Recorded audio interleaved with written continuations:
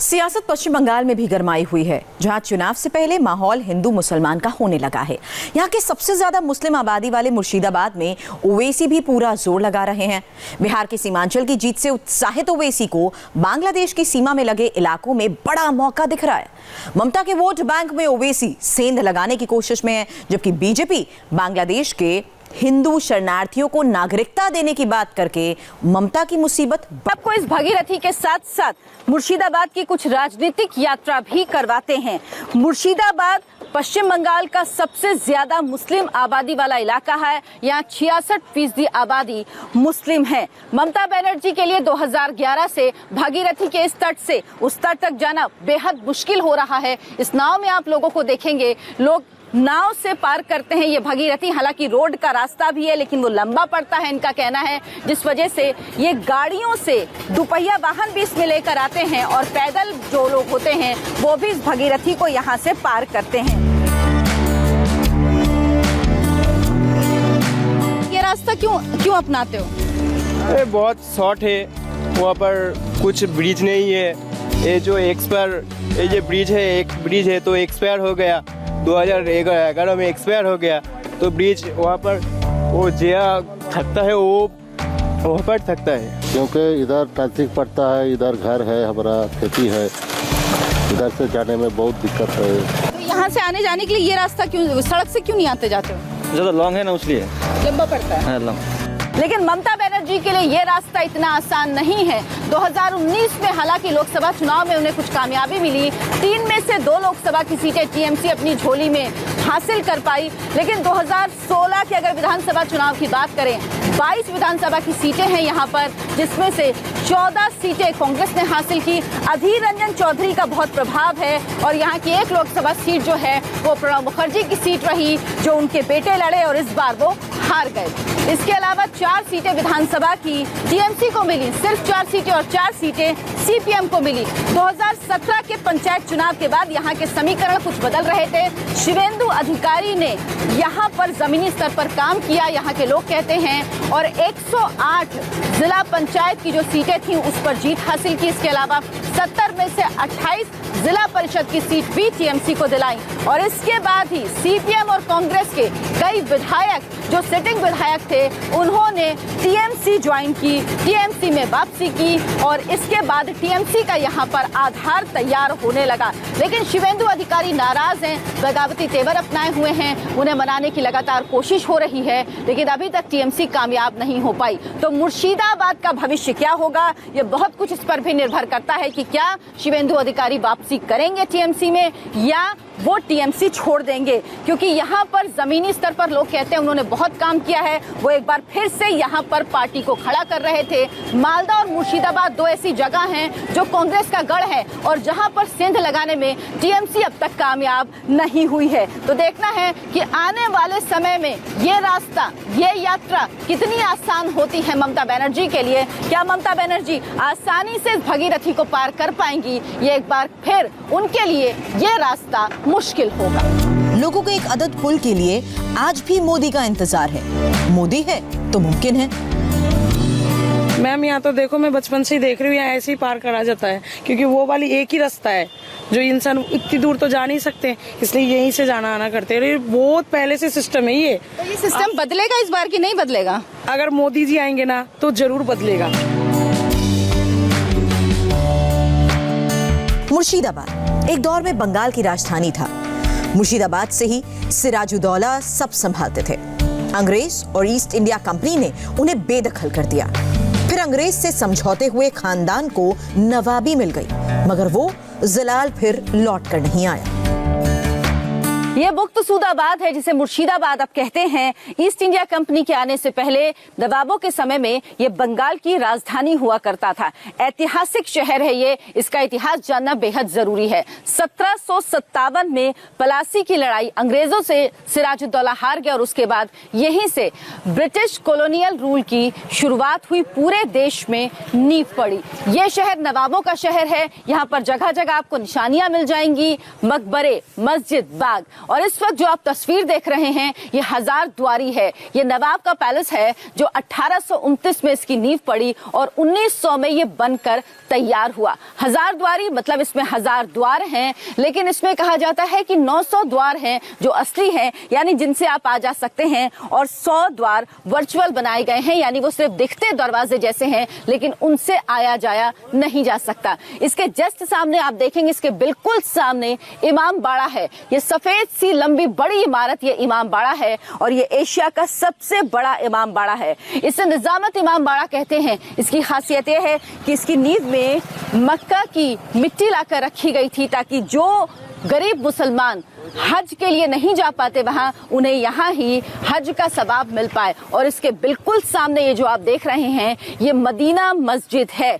Medina मस्जिद के दूसरी तरफ क्लॉक टावर है। ये पूरा इस हजारद्वारी के प्रेमाइसेस में ही बना हुआ है और इसके दूसरी तरफ जब आप देखेंगे तो पीली मस्जिद बनी हुई है। यहाँ पर भी नवाब नमाज पढ़ने के लिए आया करते थे। ये पूरा प्रेमाइसेस ही हजारद्वारी का प्रेमाइसेस है और अब यहाँ पर टूरिस्ट भारी संख्या में आते हैं। मुर्शिदाबाद आने वाले टूरिस्ट इस जगह जरूर आते हैं, ये उनका मेन अट्रैक्शन होता है। ये ऐतिहासिक जगह है, ऐतिहासिक महत्व की जगह है और अब ये आर्कियोलॉजिकल सर्वे ऑफ इंडिया की देखरेख में है। मुर्शिदाबाद पिछले दिनों जिहादी ताकतों की सक्रियता के चलते भी बदनाम हुआ। नशे और नकली नोट के कारोबार का इसे बड़ा ठिकाना बताया जाता है। एनएसए अजीत डोभाल को खुद मुर्शिदाबाद का दौरा करना पड़ा। मुर्शिदाबाद इतना मुसलमान कभी नहीं था, लेकिन हाल के दिनों में हुआ है।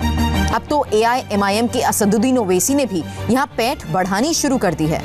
असद ओवैसी बिहार के सीमांचल के बाद यहाँ खासे सक्रिय हैं। मुर्शिदाबाद के मुसलमान को उनमें उम्मीद दिख रही है। हमारे साथ इस वक्त AIMIM के स्टेट के एक्टिव मेंबर है जो यहाँ पर काम कर रहे हैं पार्टी को, ताकि वो कार्यकर्ताओं की पार्टी बन पाए और एक सपोर्ट मिल पाए यहाँ के लोगों का। क्या लग रहा है अभी तक MIM को यहाँ से कुछ सपोर्ट मिल रहा है पश्चिम बंगाल में?